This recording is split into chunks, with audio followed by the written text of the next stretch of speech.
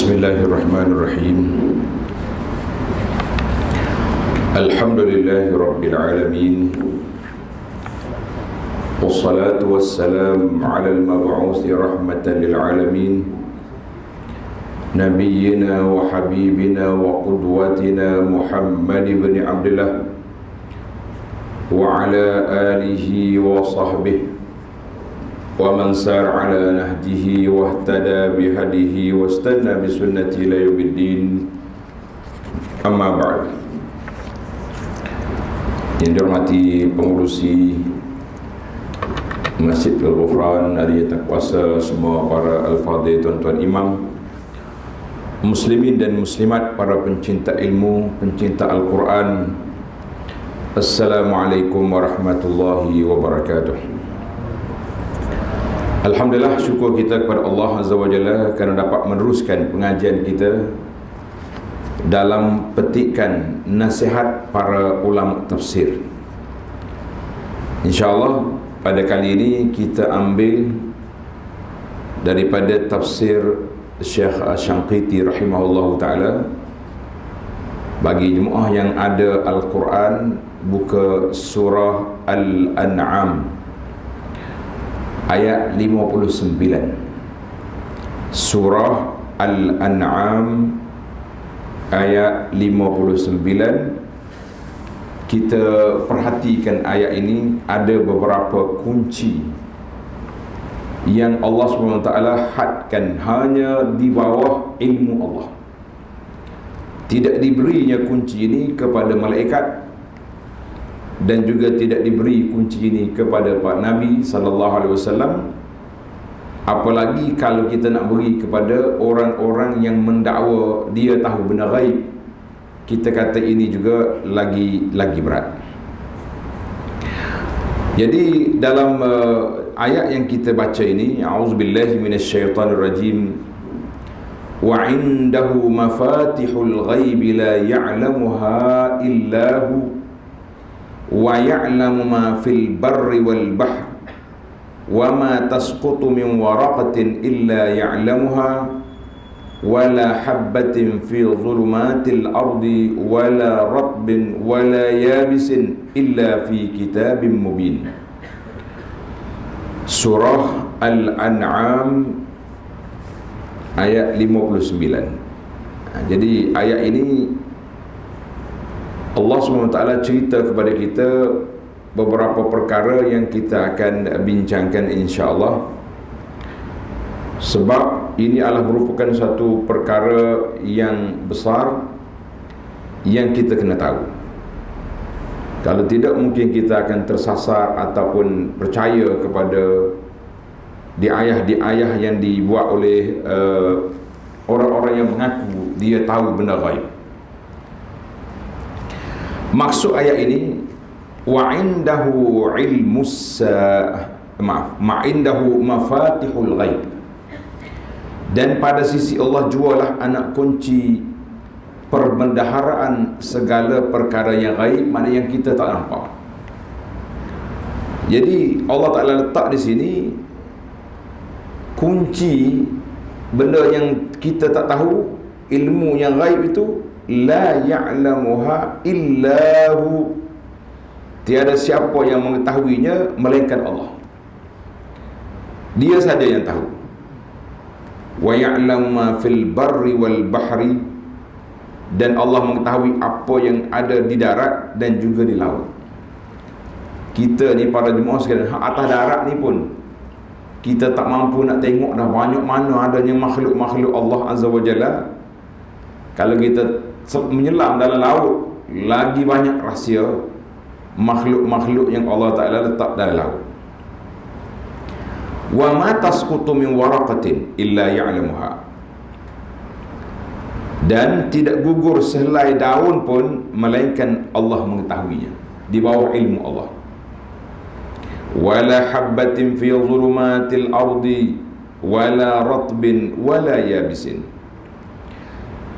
dan tidak gugur sebutir biji pun dalam kegelapan bumi, dan tidak gugur yang basah dan yang kering, illa fi kitabim mubin, melainkan semuanya ada tertulis dalam kitab Lauh Al-Mahfuz yang terang dan nyata. Jadi jelas pada kita para jemaah sekalian, ayat ini ayat yang Allah SWT sebut dalam ayat ini didetailkan lagi dalam ayat suratul Luqman. Tuan-tuan kena buka dua ayat ini. Suratul Luqman ayat 34. Ini dia panggil Syekh Syangqiti rahimahullahu ta'ala, dia tulis kitab dia, nama kitab dia Adwa'ul Bayan. Adwa'ul Bayan. Dalam kitab Adwa'ul Bayan ini dia panggil Tafsirul Quran bil Quran. Tafsirul Quran bil Quran, maknanya Quran itu ditafsir dengan Quran. Macam ayat Suratul An'am ayat 59 yang kita baca tadi, Allah Ta'ala detailkan lagi dengan ayat surah Luqman ayat 34. Inna Allaha indahu ilmus sa'ah. Tanda ada lima kunci yang disebut di sini. Inna Allaha indahu ilmus sa'ah. Sesungguhnya pada si Allah pengetahuan yang tepat tentang bila kiamat. Sebagaimana ulama kata kiamat dia panggil hari tanpa tarikh. Hari ada, semua orang tahu hari. Dalam hadis yang sahih Nabi sebut apa? Kiamat tidak akan berlaku kecuali pada hari Jumaat. Tarikh tak ada. Itu dia panggil hari tanpa tarikh. Hari ada, tarikh kita tak tahu. Itu yang pertama. Yang kedua, wa yunazzilul ghaitha. Wa yunazzilul ghaitha, dan dialah yang menurunkan hujan. Iaitu hujan tu Allah SWT. Bila? Dia kata dua. Nanti balik ni baru kita bincang. Wa ya'lamu ma fil arham. Tiga, Allah SWT yang mengetahui apa yang ada dalam rahim ibu yang mengandung. Anak laki-laki ke perempuan ke, putih ke hitam ke, comel ke tak comel, dua orang ke, kembar tiga ke, di bawah ilmu Allah. Yang keempat, wa ma tadri nafsum maza taksibu ghadan. Dan tiada seorang pun yang tahu mengetahui dengan betul apa yang akan diusahakannya esok. Esok kita nak buat apa? Malam ni kita buat rancangan panjang, strategi yang begitu hebat, tapi esok jadi lain. Wa ma tadri nafsum bi ayyi ardin tamut. Yang kelima, dan tiada seorang pun yang dapat mengetahui di bumi negeri manakah dia akan mati. Maka Allah SWT letak supaya kita berfikir, jangan kita rasa kita je tahu, kita je yang pandai. Sebab apa? Allah SWT inna Allaha alimun khabir. Di akhir ayat ini Allah Ta'ala sebut inna Allaha alimun khabir. Sesungguhnya Allah Ta'ala yang maha mengetahui, yang sangat tahu apa yang berlaku. Baik para jemaah sekalian rahimakumullah, semoga Allah Ta'ala rahmati kita semua. Kita tadabbur ayat ini. Dua ayat yang kita baca ini sangat besar, kerana ada 5 perkara kunci dianya hanya Allah Ta'ala yang pegang. Tidak diberi kepada malaikat dan tidak diberi kepada orang lain. Maka yang besar dalam tajuk ini, kalau kita nak ambil, tuan-tuan tanda tajuk dia mengetahui, menjiwai ilmu Allah. Maknanya kalau kita tahu, kita yakin semua perkara yang kita buat, termasuklah pernafasan dan niat kita, diketahui oleh Allah Azza wa Jalla. Habis bagaimana yang besar-besar lagi yang kita berani buat. Kita berani buat maksiat, berani buat benda tak baik, berani lawan hukum Allah, berani meninggalkan sunnah Nabi SAW. Bagaimana kita nak berdepan, nak bertemu dengan Allah Azza wa Jalla di akhirat esok, dan bagaimana kita nak berhadap dengan Nabi SAW di akhirat esok. apabila apa yang ditinggalkan oleh baginda tidak menjadi pegangan dan amalan kita. Baik, kita ambil satu persatu. Maka Nabi SAW telah menafsirkan 5 perkara yang tersebut tadi, iaitulah dengan ayat innallaha indahu ilmus sa'ah sabata fi sahih an jama'atin minas sahabah, iaitulah 5 perkara. Yang pertama, kita ambil satu-satu dan kita cuba huraikan secara ringkas dengan masa kita yang terhad ini. Dia masa kita berubah. Bila mari musim nak masuk dah, nak hilang dah musim sejuk ni, dan masa apa ni, panjang lagi dia punya subuh lewat. Tapi subuh lewat pun bangun pula lewat juga. Patut kita dah kekal dah bangun pukul 5. Walaupun subuh 6.20, panjang masa. 2 juzuk Quran kita boleh dapat khatam, kita boleh bermunajat di akhir malam. Tapi apa yang boleh buat? Tidur pun dia ikut jam juga. Dia lari juga channel dia lah. 6.20 dia bangun pukul 6 ataupun kurang sikit. Jadi kita mengatakan payah kita nak letak waktu jam kita ni. Kita kata aku ni insya-Allah setelah lama dah tidur, berpuluh tahun, 60 tahun dah tidur, kita nak ambil pukul 5 mesti bangun. Tapi alhamdulillah ramai yang istiqamah, yang bangun bermunajat kepada Allah Azza wa Jalla pada saat yang berkat itu, dan mereka tidak menceritakan kepada orang. Ini yang sangat penting dalam ilmu, sebab kita tahu Allah Ta'ala tahu semua. Kalau kita tak beritahu pada orang pun Allah Ta'ala tahu. Kalau kita beritahu pada orang pun Allah tahu. Bahkan ada masalah implikasi lain pula. Apabila kita dah tahu Allah tahu, kita nak cerita juga kepada orang supaya orang tahu di dalam ibadat perhubungan rahsia di antara kita dengan Allah Azza wa Jalla. Ini yang kita muhasabah dalam tadabbur kepada ayat yang kita bincang ini. Baik para jemaah sekalian, kita pergi kepada yang pertama. Allah Ta'ala sebut dalam Quran, innallaha indahu ilmus sa'ah. Allah saja yang tahu bila ke kiamat. Dalam surah Al-A'raf 187 Tuhan kata la yujalliha liwaqtiha illahu. Tak ada siapa yang boleh serlahkan bila ke waktu kiamat itu kecuali Allah Subhanahu wa ta'ala. Jadi orang lain tak nak cakap. Walaupun kita dah belajar dalam akidah kita, dalam tauhid Ahlus Sunnah yang kita belajar ini, bahawa kiamat itu hanya diketahui oleh Allah Azza wa Jalla, sebagaimana berdasarkan kepada hadis Jibril alaihissalam. Ketika Jibril datang bertemu dengan Nabi sallallahu alaihi wasallam, Jibril tanya, "Mata sa'ah?" Nabi jawab sepatah.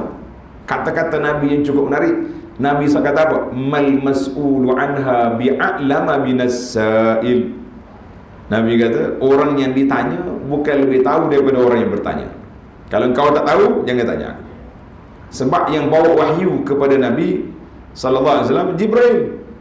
Tiba-tiba Jibril pun tak tahu juga. Macam mana kan Nabi kata aku nak tahu? Kalau kau bagi tahu daripada Allah Azza wa Jalla, kita sama-sama tahu. Ini kita dua tak tahu. Walaupun kita dah belajar ilmu ni, tapi nampak gayanya kadang-kadang terlupa kepada ilmu. Anda ingat 10 tahun dulu ke berapa, apabila orang putih tulis sebuah buku kiamat berlaku pada tahun 2012 ke berapa, dulu dah lupa dah kan, 2012. Ramai yang tanya tu, betul ke Ustaz? Kata mana akidah kita? Akidah kita, kepercayaan kita, tak ada siapa tahu kiamat ni kecuali Allah. Tiba-tiba awak percaya dengan buku ni. Itu dia dipanggil tangkap muat. Kita ni apa saja orang bagi, orang panggil mudah koyak. Lebih-lebih lagi kalau mari daripada barat, mari daripada orang putih. Ni baru ni yang mesti haji pun sibuk tunggu Imam Mahdi. Ini sehari dua ni muncul pula Imam Mahdi. Suka sangat dengan benda-benda yang gaib macam ni. Kerana itulah Nabi SAW, dia tahu masyarakat ni suka cari benda-benda mustaqbal, yang future, yang benda-benda masa depan. Maka baginda Nabi SAW diberi wahyu oleh Allah Azza wa Jalla menceritakan amaratis sa'ah. Jadi Nabi kata aku tak tahu bila kiamat, aku tak tahu, sebagaimana Jibril tak tahu. Tapi ada tanda-tanda kiamat, maka Nabi SAW telah menyebut kepada kita beberapa tanda kiamat, sama ada yang besar, yang dekat dengan kiamat, atau yang jauh. Yang pertama yang disebut oleh Nabi SAW yang jauh, iaitulah Nabi kata, bu'istu ana was-sa'atu kahataini, dibangkitkan aku dengan kiamat gini. Mana kalau kita tengok macam ni, apa tu? Tapi dah 1444 tahun dah ni, tak kiamat lagi. Lama dah, 1400 tahun dah, tak kiamat lagi. Maksudnya ada makna jauh, ada makna dekat. Maknanya aku dengan kiamat macam ni, artinya tak ada lagi Nabi di celah. Nabi yang terakhir sampai kiamat iaitulah Rasulullah sallallahu alaihi wasallam.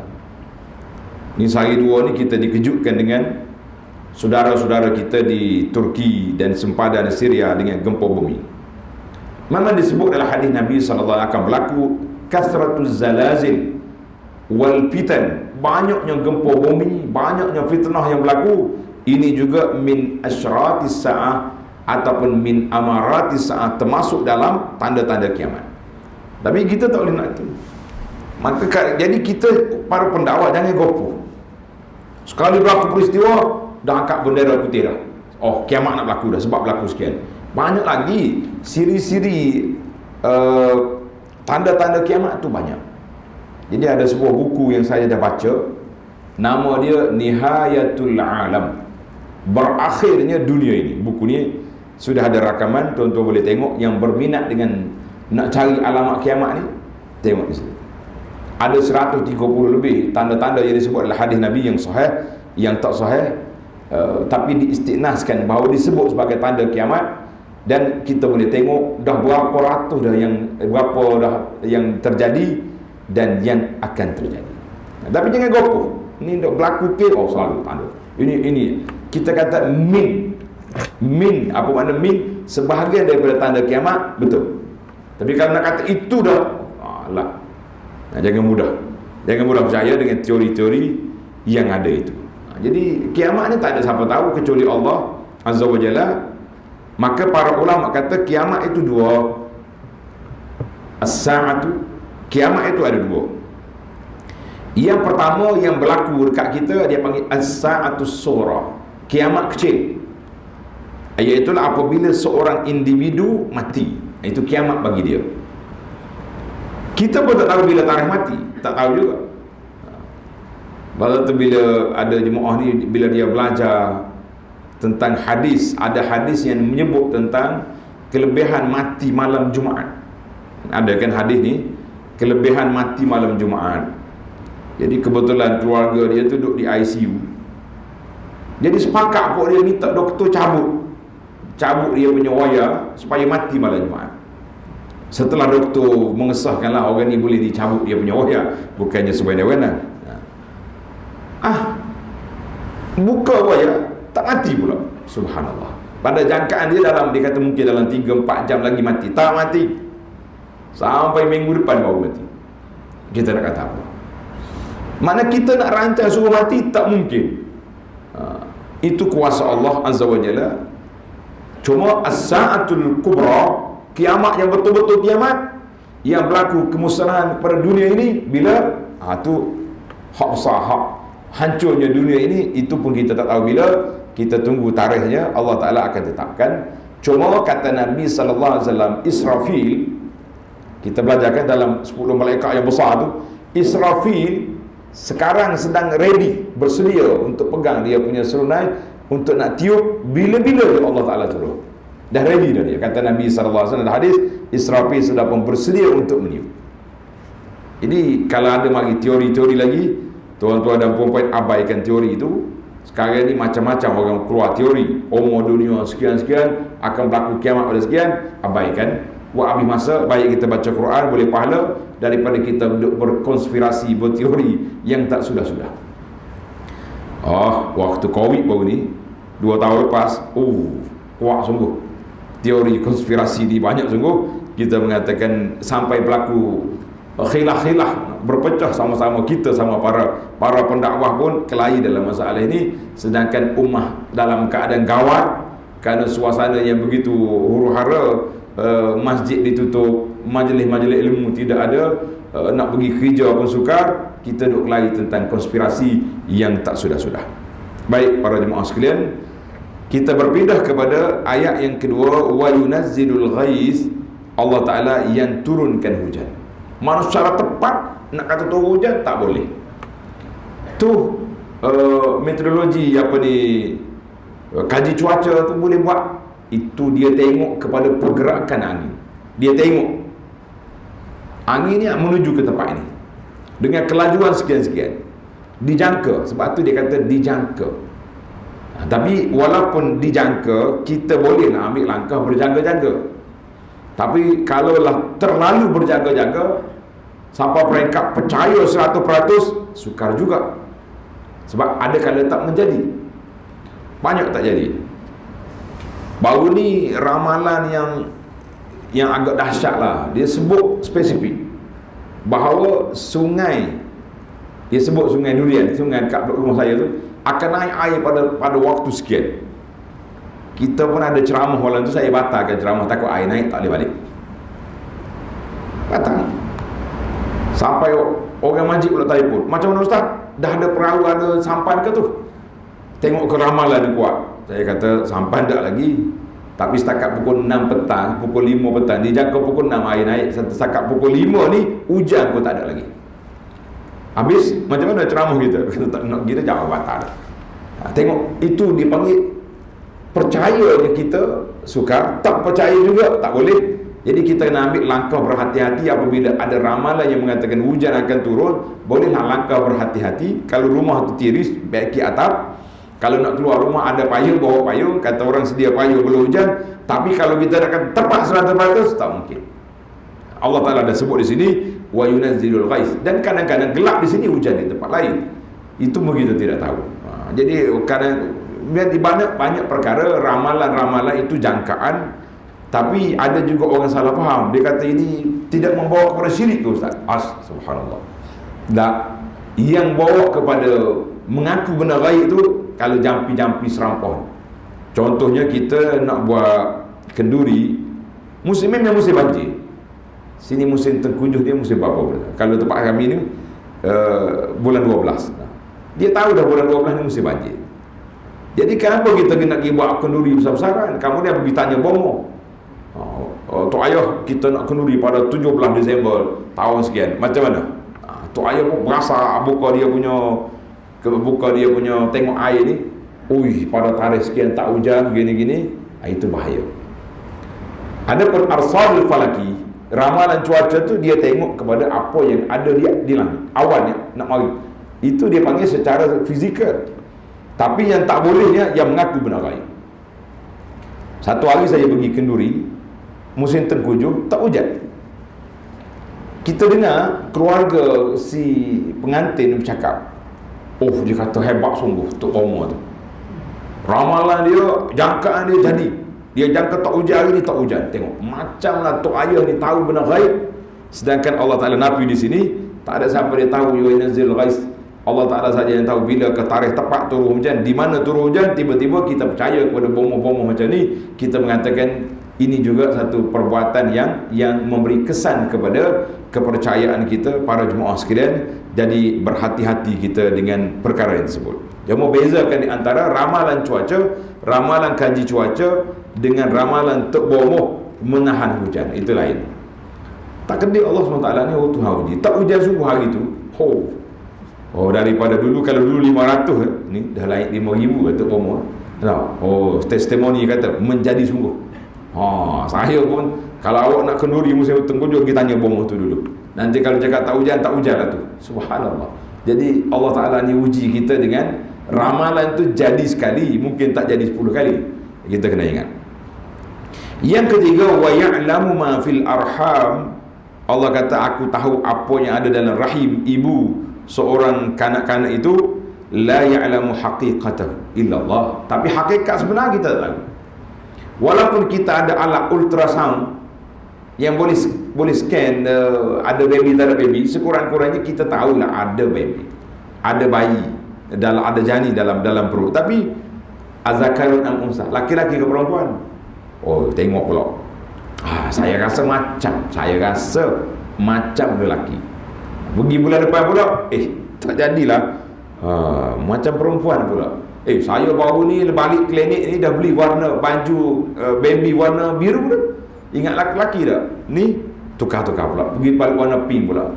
Bulan depan pergi, macam tak pasti pula lah. Tak boleh nak kata. Sebab benda tu Allah kata aku letak dari rahim yang begitu kukuh. Sama ada orang ni warna putih ke warna hitam kita tak tahu. Walaupun ibu dengan ayah berwarna berbeza, contohnya lah kita kata, tapi tak tahu anak keluar nanti ikut ayah ke ikut mak, wallahu a'lam. Tak sama. Yang kita takut lagi, syaqiyun am sa'id. Ingat kan hadis ketika malaikat datang setelah umur budak ni 40. Malaikat datang, dia tanya, Allah Ta'ala akan bagi kepada situ, baru dia tahu laki-laki ke perempuan. Berapa umur dia akan, berapa dia punya panjang umur, rezeki dia luas ke sempit. Kemudian yang kita takut, syaqiyun am sa'id. Malaikat mintanya Allah, orang ni bahagia, baik ke tak baik, celaka ke bahagia. Itu yang takut. Mana Allah SWT bagi tahu orang ni dah disebut tentang keadaan dia.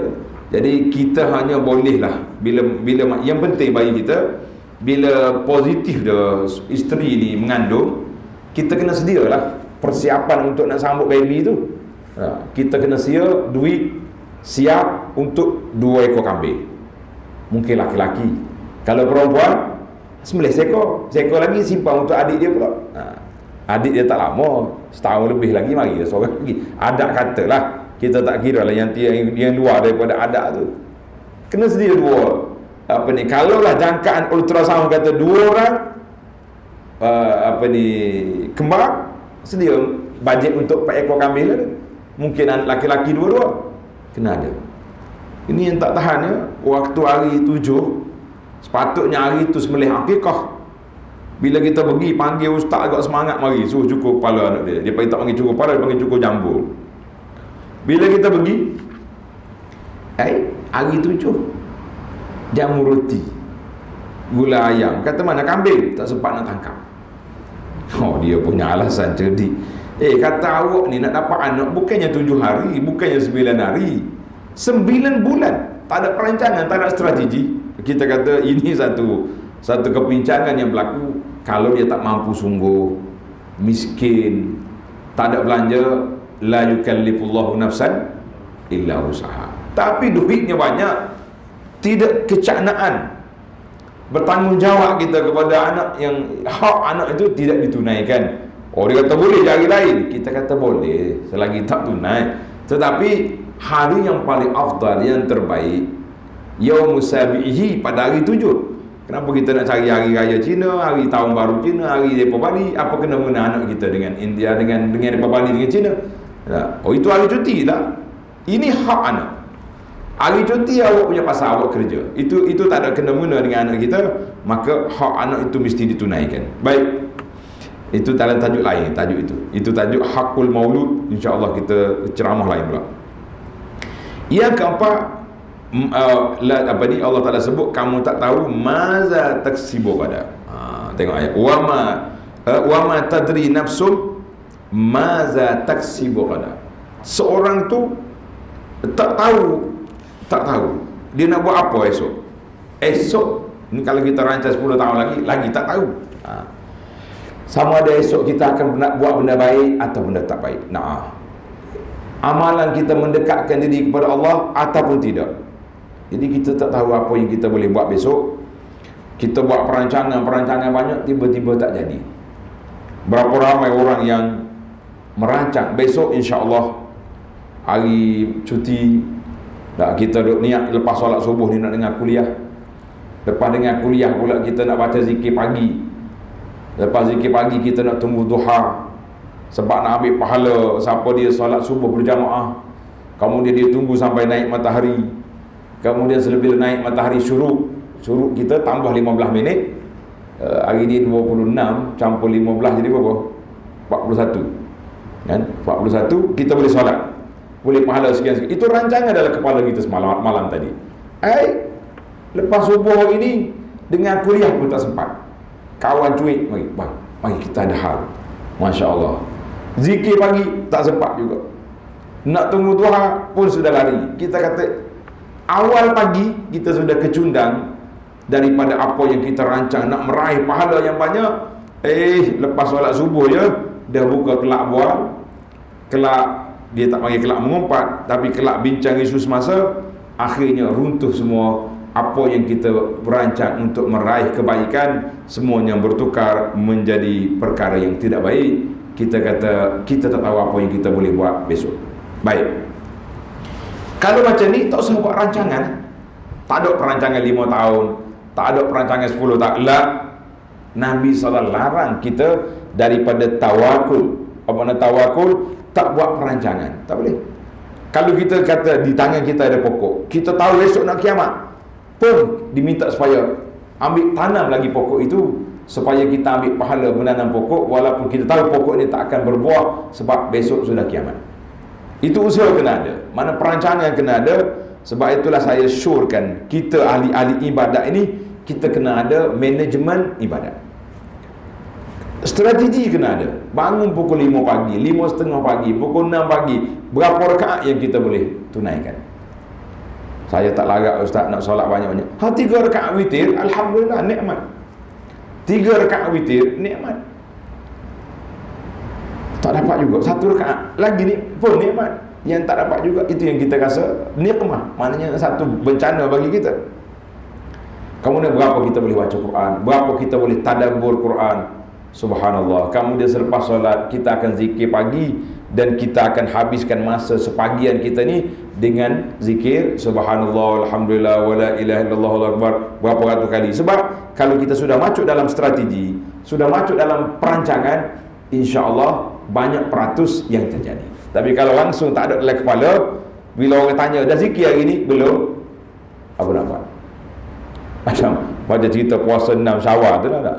Dah akhir Syawal tanya, berapa hari lagi? Tak ada dah, masih 6 hari lagi. Sebab rumah terbuka terlalu banyak. Jadi kita bagi peluang kepada kita. Baiklah.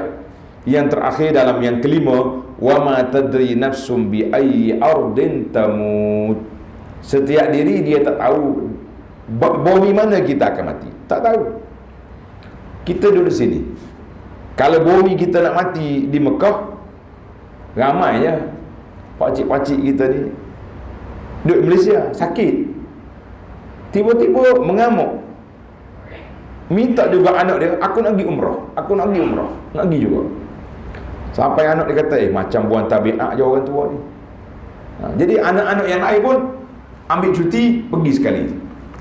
Masya Allah, tabarakallah. Sampai di Madinah, tak berapa hari dia sempat lagi pergi ziarah Masjid Nabi, pergi bagi salam pada Rasulullah SAW. Hari yang kedua tak ada lagi dah orang bawa masuk dia ke dalam masjid, dia tak boleh masuk lagi dah sebab sudah mati.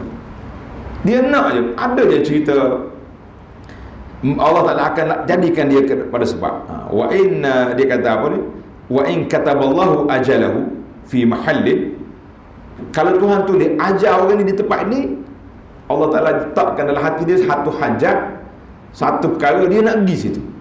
Walaupun tak ada dalam strategi pun nak pergi juga. Sebab apa? Sebab Allah dah tulis tempat mati dia sini. Malaikat maut akan tunggu di tempat yang tersebut. Diceritakan dalam kitab tafsir ketika menceritakan ayat ini, dia kata zaman Nabi Sulaiman AS dulu, tak dalam majlis Sulaiman ni, pembesar dia duduk sebelah. Tiba-tiba ada seorang lelaki duduk kat ujung tu, duduk jeling kat dia. Sehingga dia takut. Kenapa dia ni kuat tengok aku ni, tengok ah. Jadi selepas ni dia bagi tahu Sulaiman, dia tu bahayalah, tengok aku kuat sangat. Jadi boleh tak kau hantar aku pergi ke negeri lain? Sulaiman kan dia ada jet dia tu, angin bawa pergi. Bila pergi-pergi, orang yang tunggu dia, tengok dia tadi dengan pelik tadi, ada kat situ. Rupanya yang tengok tadi malaikat maut. Dia bagi tahu kepada Sulaiman, kenapa kau tengok dia sepelik? Sulaiman tanya dia. Dia kata, aku heran, dalam senarai rekod aku, dia ni mati di pulau sana, jauh tu, tapi pagi ni dia ada kat sini. Itu aku pelik. Rupa-rupanya dia suruh Sulaiman hantar ke sana sebab malaikat maut dah tunggu sana. Wallahualam, itu cerita lah. Yang pentingnya Kita tak tahu di mana bumi kita akan mati. Yang penting bagi kita, di mana saja kita mati, kita kena buat persiapan untuk mati. Itu yang sangat penting. Dengan kita sentiasa bertaubat kepada Allah Ta'ala, bersihkan diri kita daripada kotor dan maksiat, bersihkan harta benda kita daripada riba dan rasuah, bersihkan hati kita daripada hasad, dengki, dendam, riak dalam ibadat dan sebagainya, supaya kita tidak tahu apa yang akan terjadi.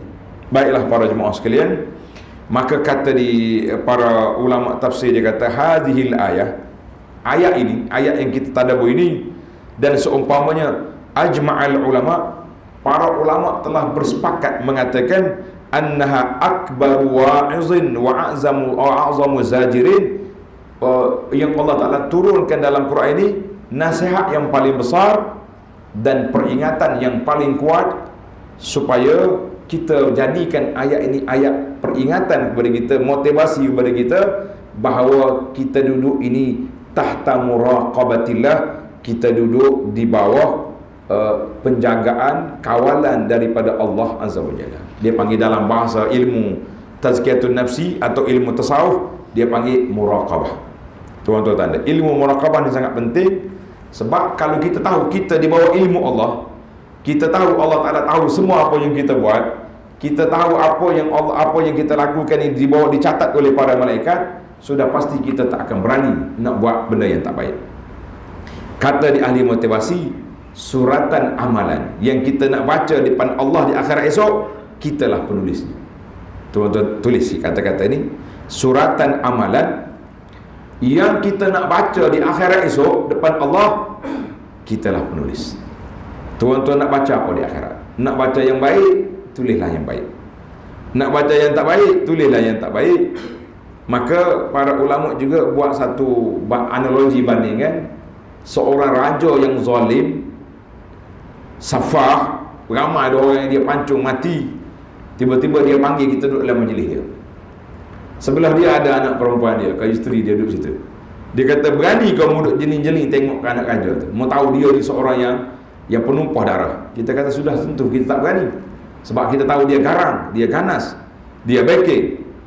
Jadi kata di para ulama ini, kalau kamu sudah yakin, terdapat banyak dalam Al-Quran, Allah Ta'ala tadi di akhir ayat, Allah Ta'ala alim, khabir, wallahu bikulli syai'in alim, wallahu bima ta'maluna khabir, ya'lamu ma tusirun. Semua Allah Ta'ala tahu. Tiba-tiba waktu kita nak buat maksiat, kita terlupa kepada ilmu Allah. Maka para jemaah sekalian, cukuplah apa yang kita belajar, nasihat daripada para ulama tafsir kepada kita dalam ayat tentang perkara gaib ini. Yang kita nak perginya sifat al-ihsan. Kan waktu Nabi tak boleh bagi tahu bila kiamat, Jibril kata minta tanda.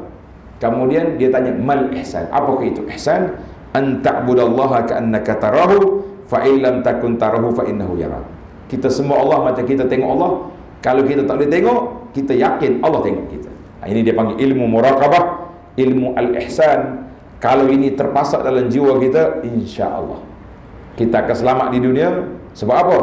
Nak bagi rasuah tak boleh, nak ambil riba tak boleh, nak mengutuk orang pun tak boleh, sebab Tuhan dengar. Nak apa saja benda maksiat kita tak boleh buat, sebab kita yakin, kita percaya, kita menjiwai, kita semua duduk di bawah pemerhatian Allah Azza wa Jalla yang maha berkuasa, yang maha mengetahui. Jadi ketika itu bila kita buat ibadat, kita ikhlaskan ibadat, sebab kita tahu. Kalau manusia tak tahu, Allah tahu. Ini kadang-kadang kita bimbang bila nak bagi sedekah, wartawan datang tak? Ahli-ahli Facebook ada mari ke? Live kita nak sedekah, sebab bimbang takut orang tak tahu. Tuan-tuan dan puan-puan, kalau tu manusia tak tahu, Allah tahu. Kalau manusia tak tahu, tak catat, malaikat catat. Jadi inilah tadabbur kita pada pagi ini. Nasihat yang daripada Syekh Muhammadul Amin As-Shanqiti dalam tafsirnya cukup menarik. Mudah-mudahan ada manfaatnya untuk perjalanan hidup kita menuju Allah Azza wa Jalla. Jadi kita akhiri dengan tasbih subhanakallahumma wa bihamdika asyhadu an la ilaha illa anta astaghfiruka wa atubu ilaik. Wa sallallahu ala nabiyyina Muhammadin wa ala alihi wa sahbihi ajma'in. Walhamdulillahi rabbil alamin. Wassalamualaikum warahmatullahi wabarakatuh.